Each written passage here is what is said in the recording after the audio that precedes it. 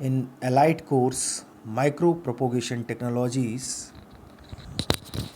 This is your third video lecture under the unit second. Now today's topic is de-differentiation, पुनर्विभेदीकरण, de-differentiation. Now today we will discuss about de-differentiation, and after this video I will tell you what is totipotency in unit 1, and now the de-differentiation in unit 2. Okay, now we will start. What is the outlines of this lecture? The outlines of this lecture will be what is de-differentiation, next is application, फिर advantages से पहले हम इसकी जो पूरी mythology है D differentiation की वो पूरा पढ़ेंगे कि इसका कंक्लूज़न क्या है, फिर इसका लास्ट में है कंक्लूज़न. तो हम शुरू करते हैं वीडियो को पहली स्लाइड के साथ.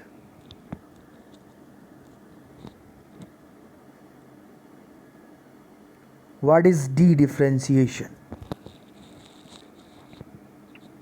The term de-differentiation has many definitions. De-differentiation की बहुत सी परिभाषाएं. यदि हम सिंपली एक से दो परिभाषाओं को अलग अलग साइंटिस्ट के द्वारा देखें तो हम शुरू करते हैं कि process by which mature or specialized cell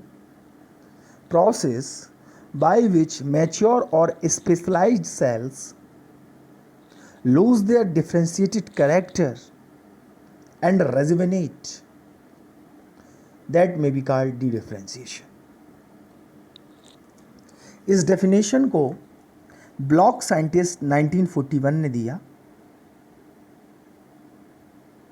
फिर से हम ब्लॉक 1941 की थ्योरी को देखते हैं कि प्रोसेस बाय विच मैच्योर और specialised cells lose their differentiated character और rejuvenate, that may be called dedifferentiation. अब यदि हम हेल एट एल 2005 के बारे में देखें तो उन्होंने डी डिफरेंशिएशन को किस तरीके से परिभाषित किया है. A process in which tissue that have undergone cell differentiation can be made to reverse the process so as to become a primordial cell again. A process in which tissues that have undergo cell differentiation can be made to reverse the process so as to become a primordial cell again. Held at al 2005. अब यदि next और third definition को हम देखें जो कि जैपलिंग eight al 2011 ने दी है, जो जॉपलिंग एट al 2011 ने दी है और जो हेल एट al 2005 ने दी है, लेकिन सबसे ज़्यादा यदि प्रचलन में कोई डेफिनेशन है तो वो ब्लॉक 1941 की है. उसे ज़्यादा से ज़्यादा प्रामाणिकता मिली है. तो हम जॉपलिंग एट al 2011 के बारे में देखते हैं. It involves a terminally differentiated cell reverting back to a less differentiated stage from within own lineage. Involve a terminally differentiated cell reverting back to a less differentiated stage from within its own lineage. Jopling et al. 2011.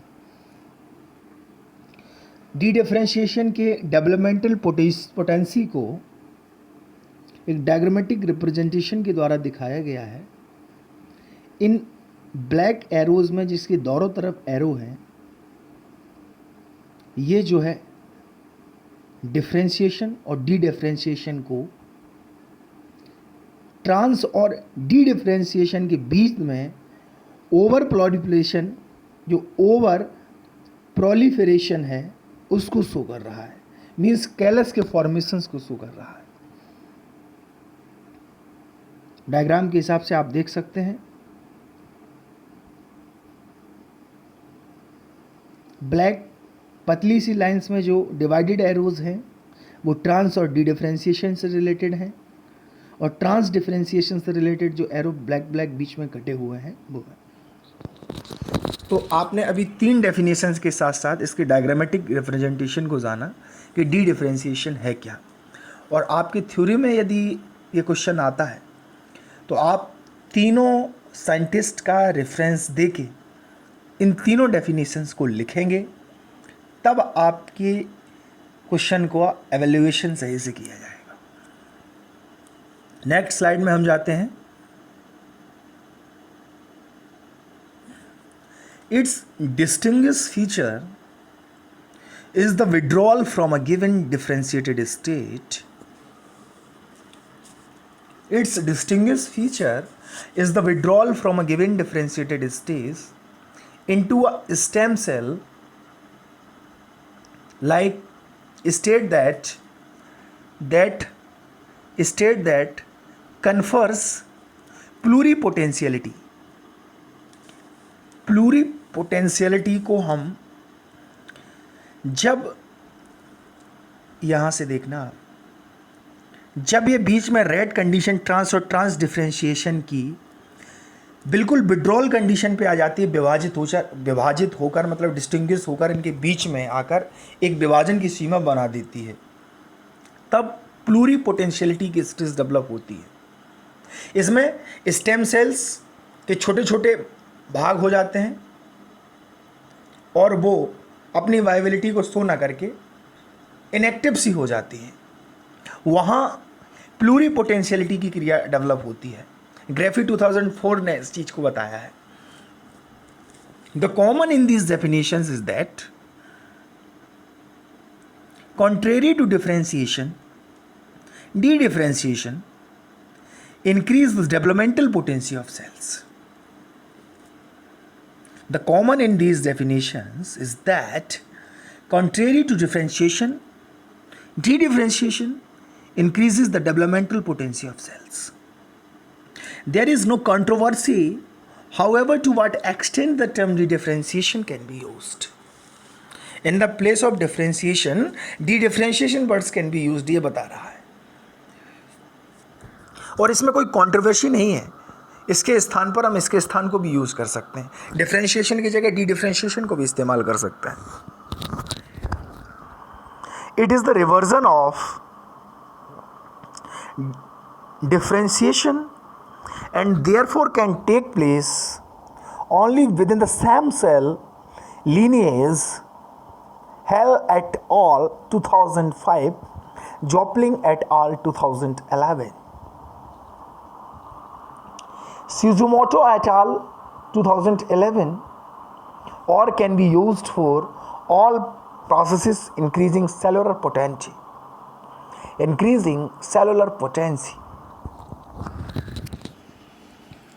Now the next slide is, ये बहुत important है आपके लिए इस slide को जानना। ये D differentiation का पूरा फंडा है, मैं आपको एक तरीके से बता रहा हूँ।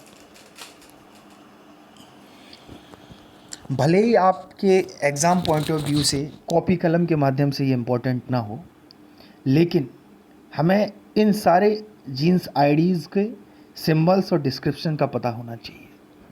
मैं एक एक करके सबको बोलूँगा और उनके डिस्क्रिप्शन को आपको बताऊँगा, आप समझते जाना। 81028550 इसका सिंबल है VGLU11। Description beta glucoside 11। Beta glucoside 11 की जीन आईडी ये है और सिंबल ये है। नाउ VT1G19850 इसका सिंबल है MP। Description transcriptional factor comes under B3 family, protein and auxin responsive factor. Next है AT1Z33790 इसका सिंबल हूबहू इसी की तरह है, AT1Z33790। ये जैक्लिन लैक्टिन फैमिली प्रोटीन है, जैक्लिन लैक्टिन फैमिली प्रोटीन। नेक्स्ट है AT1Z55610। इसका सिंबल है VRL1, डिस्क्रिप्शन है VRL1 लाइक।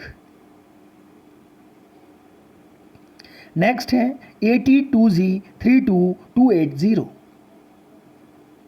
इसका सिंबल है AT2Z32280, डिस्क्रिप्शन GPI एनोस्टियोल डीक्लेज सी प्यूटेटिव DOF1218। नेक्स्ट है आपका AT2Z39350। ये जीनाइडी है, इसका सिंबल है ABCZ1 एंड डिस्क्रिप्शन है ABC2 type transporter family protein. Next है AT2Z43510, सिंबल है T11, TI1 है, सॉरी T11 नहीं है, TI1। इसका डिस्क्रिप्शन है ट्रिप्सिन इनहिबिटर प्रोटीन 1। नेक्स्ट है AT2G47260। इसका सिंबल है WRK/23, डिस्क्रिप्शन है WRKY DNA binding protein 23। Next है AT3Z01970, सिंबल है WRKY45 and the description is WRKY DNA binding protein 45. AT3Z02210, symbol है COVL1 and the description is cobra like protein 1 precursor. Next है AT3Z13380, symbol है VRL3, description is VRL1 like 3. Next है AT3Z14060, symbol है 1T AT3Z14060 and the description is hypothetical protein. Now the next is AT3Z15720। Now the symbol is AT3Z15720, description is pectin lies like superfamily protein. Now the next is AT3Z25730, symbol EDF3, description ethylene response DNA binding factor 3. AT3Z29810, symbol is COBL2 cobra like protein 2 precursor. Next है AT3Z48410। इसी तरीके से नीचे तक मैं इसके PDF भी बना के आपको भेजूंगा इस वीडियो का, आप एक एक चीज़ को देखना। हम नेक्स्ट स्लाइड पर आते हैं।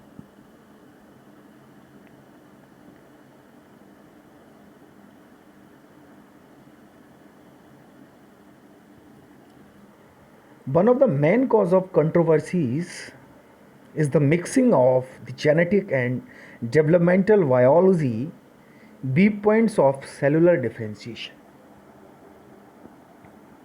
All multicellular organism is characterized by a given number of genes, but none of their cells express all but only a portion of them, and as such can be considered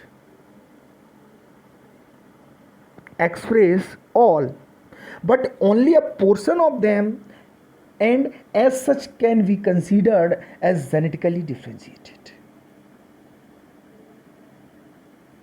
In consequence, a genetically full dedifferentiated cell would express all the genes coded in the genome.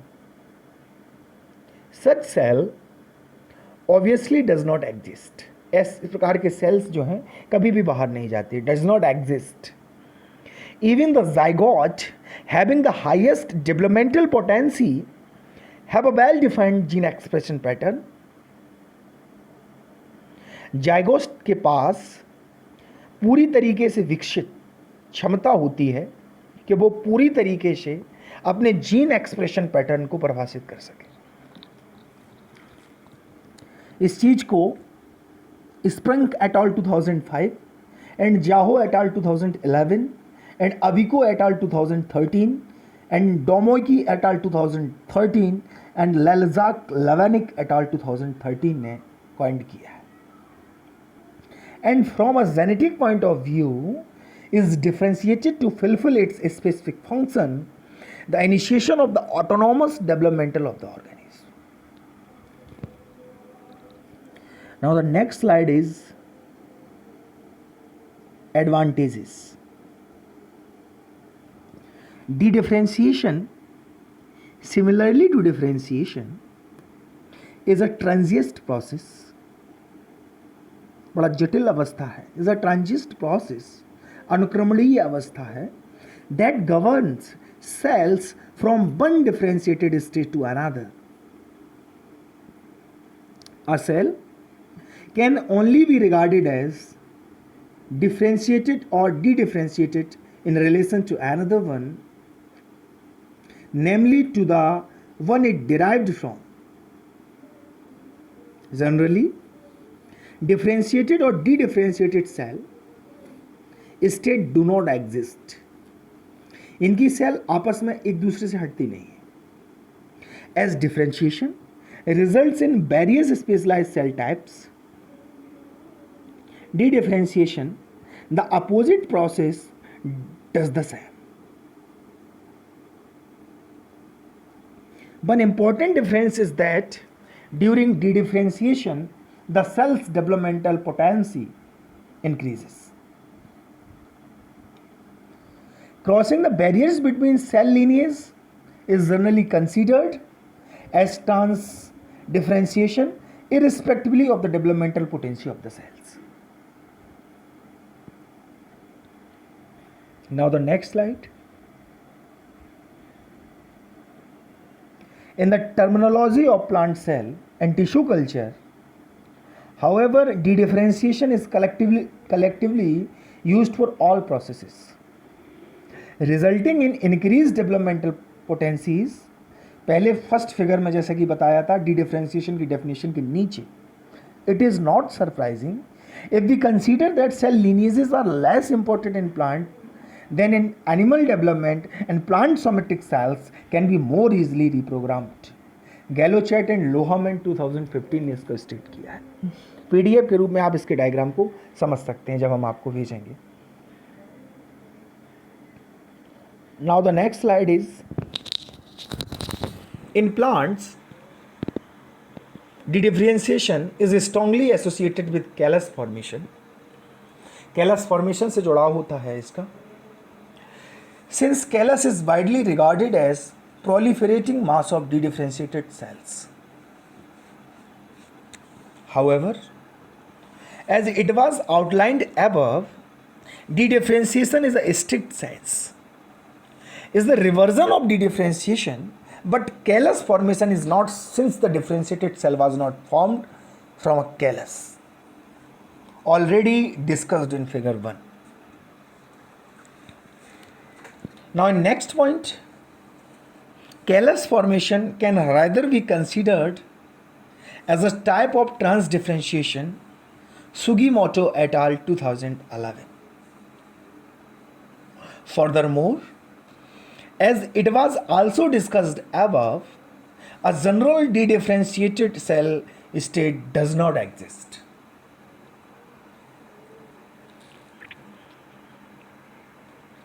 Auxin-induced incubation on callus induction medium CIM, Valvekens et al. 1992, callus formation on in vitro cultured Arabidopsis explants follows the lateral root developmental pathway.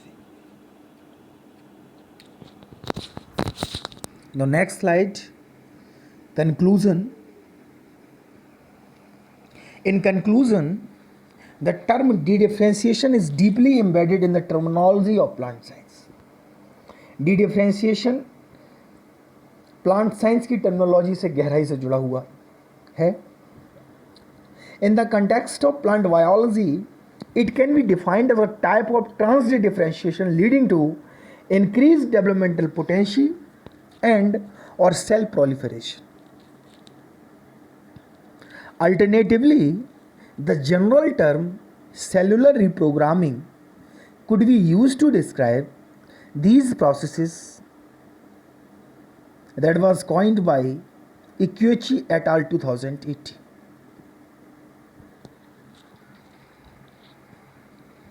Furthermore, by definition, a de-differentiated cell is a cell that was formed by de-differentiation.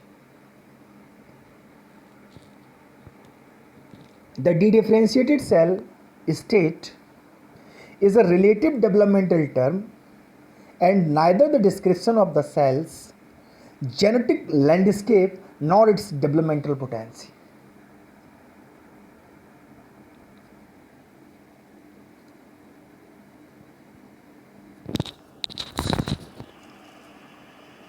Callus is a result of cellular tissue reprogramming due to conditions overriding cell tissue differentiation constants, hormone gradients, and chromatin regulation, cell division block, etc.